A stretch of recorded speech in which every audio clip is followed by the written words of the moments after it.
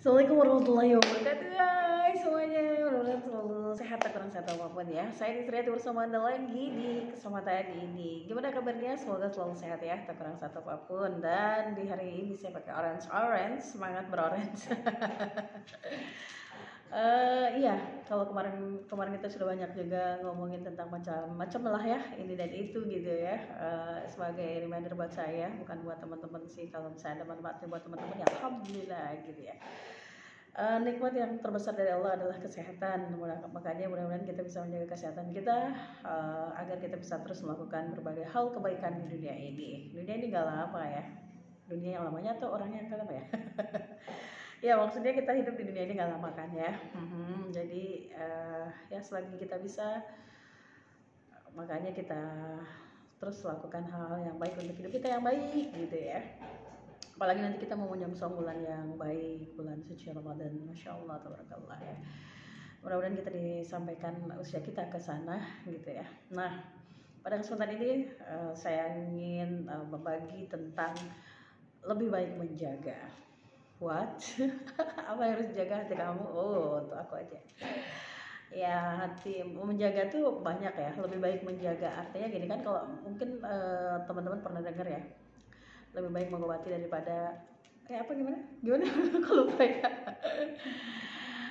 Lebih baik menjaga daripada mengobati ya, yang itu ya, betul ya. Lebih baik menjaga daripada mengobati artinya, nah ketika kita menjaga semuanya sih, yang pertama kita itu harus menjaga hati kita. Menjaga hati itu dari hal apapun, misalnya terutama dari penyakit hati, karena ketika kita sudah teracuni penyakit hati, oh masya Allah, itu luar biasa ya. Subhanallah gitu ya, itu menjadi apa ya, kalau kita udah diracuni oleh penyakit hati, maka hati yang lain juga sakit gitu ya. Maksudnya apa ya, raga yang lain atau misalnya sesuatu yang ada dalam tubuh itu ikutan sakit juga. Makanya kalau hati kita bersih, semuanya juga akan ikut bersih gitu. Berbeda kalau misalnya hati kita sakit gitu ya, kita juga kayaknya ikutan sakit deh semuanya. Pernah gak sih gitu? Ya artinya menjaga kesehatan hati kita dengan terus misalnya ada bertasbih, kemudian membaca Al-Quran, menjaga perasaan-perasaan yang tidak harus yang tidak harus kita miliki maksudnya. Terus menjaga hati juga artinya menjauhkan hati kita itu dari hal-hal yang negatif, menjauhkan hati kita itu dari penyakit hati yang bisa mengotori hati, iri, dengki gitu ya, nanti malah meracuni diri gitu ya, nyesel di saat mati. Yang keduanya menjaga kepemilikan. Apa sih maksudnya? Menjaga kepemilikan ini artinya menjaga apa yang kita punya, itu harus kita jaga ya. Kita punya pasangan juga harus dijaga dong. Jangan sampai diambil sama yang bukan haknya. Ya, selain itu juga menjaga kepemilikan itu artinya ketika kita memiliki sesuatu ya kita harus menjaganya, menjaga izzah, menjaga kehormatan sebagai seorang wanita, menjaga kehormatan sang suami kalau yang udah menikah ya. Kalau misalnya yang belum menikah, menjaga dirinya sendiri gitu ya, menjaga dirinya sendiri dari hal apapun gitu ya. Kemudian juga menjaga, nah ini menjaga lidah ya. Lidah itu memang tidak bertulang, empuk gitu ya.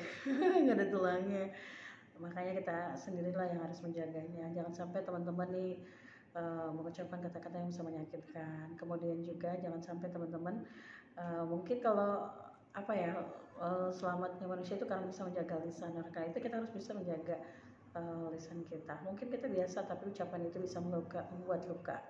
Anda pernah terluka dengan kata-kata seseorang? Wow. Sama aku juga maksudnya. Terus kalau misalnya itu sudah terjadi ya, memang apa ya, kita harus meminta maaf gitu ya.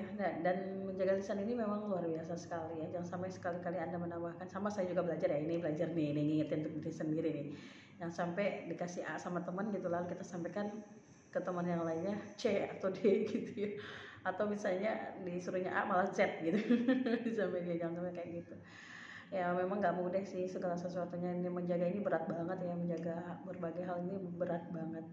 Yang selanjutnya adalah menjaga iman Islam kita. Mudah-mudahan kita diwafatkan dalam keadaan iman dan Islam yang kafah ya, yang tentunya yang baik, walaupun saya belum baik ya. Saya sih ingin doanya dari teman-teman ya, husnul khotimah. Saya juga doain mudah-mudahan teman semua yang nyimak ini, insya Allah kita husnul khotimah semuanya ya, karena tiada keindahan di dunia ini, yang paling indah adalah bisa meninggalkan dunia ini dengan husnul khotimah. Amin ya rabbal alamin. Kemudian juga selain menjaga iman Islam ini juga sangat sangat perlu perjuangan, perlu azam ya, perlu azam yang kuat, perlu tekad yang kuat gitu ya, apalagi di tengah-tengah seperti ini gitu ya, sulitnya ekonomi dan lain-lain. Mudah-mudahan apapun yang terjadi kita senantiasa mempertahankan keimanan dan keislaman kita, sehingga keimanan dan keislaman itu bisa terus kita sandang sampai kita meninggal nanti. Jangan sampai tergoda dengan hal-hal yang tidak atau hal-hal yang akan membuat Anda keluar dari Islam. Naudzubillah min zalik. Mudah-mudahan kita dijauhkan ya dari hal-hal itu. Mari sama-sama kita senantiasa berdoa sama Allah agar kita ditetapkan iman dan Islam seperti itu ya. Mudah-mudahan teman-teman juga, saya semuanya ya, kita senantiasa ditetapkan iman dan Islam kita. Kemudian juga menjaga tulisan ya, menjaga tulisan ini ya memang mungkin nggak seperti terasa banget ya menjaga lisan, tapi untuk saat ini dengan berkembangnya teknologi, informasi, digitalisasi dan lain-lain, hati-hati ada undang-undang ITE ya yang bisa menjarakan kita. Kalau misalnya teman-temannya komen apa, jangan sampai mudah tersudut lalu mencaci maki, membabi buta dan lain-lain gitu ya, atau menghitam kambing misalnya kayak gitu ya, jangan sampai seperti itu. Dan menjaga tulisan kita, kalau dulu mungkin mulutmu harimaumu, kalau sekarang bisa juga tulisanmu harimaumu gitu ya. Your right is your gitu ya, tulisanmu adalah kamu gitu ya. Your word atau misalnya kata-kata kamu adalah kamu. Jadi pokoknya itu akan mencerminkan diri kita sih, kata-kata kita, siapa kita, terus ucapan kita juga akan menunjukkan siapa kita sebenarnya. Jadi yang bisa itu orang juga bisa nilai sih saya gitu. Kemudian juga menjaga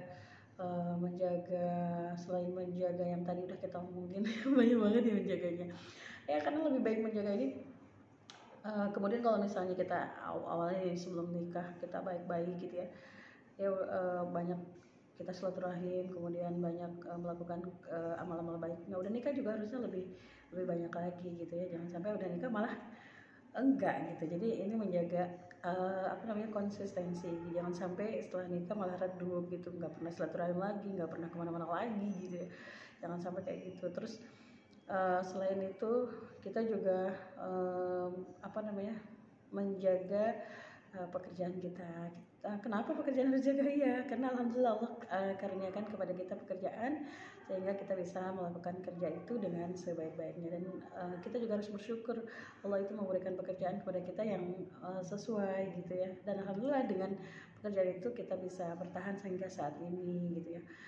Tentunya itu semua menjaga ini adalah berasal dari dalam diri kita sendiri. Kalau kita sendirinya yang abai, yang acuh, ya semuanya itu akan loss, akan pergi, akan ya berlalu begitu aja gitu ya. Tapi kita menjaganya dengan hati dan cinta, dengan penuh kesyukuran kepada Allah, maka semua yang perlu kita jaga mudah-mudahan selalu terjaga hingga akhir hayat nanti. Amin ya rabbal alamin.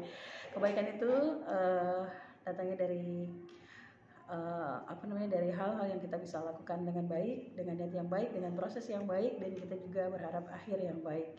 Karena segala sesuatunya itu tidak akan berarti ketika kita berakhir dalam hidup ini tidak dalam keadaan baik. Nauzubillah. Terima kasih semuanya, mudah-mudahan bermanfaat. Assalamualaikum warahmatullahi wabarakatuh. Dadah.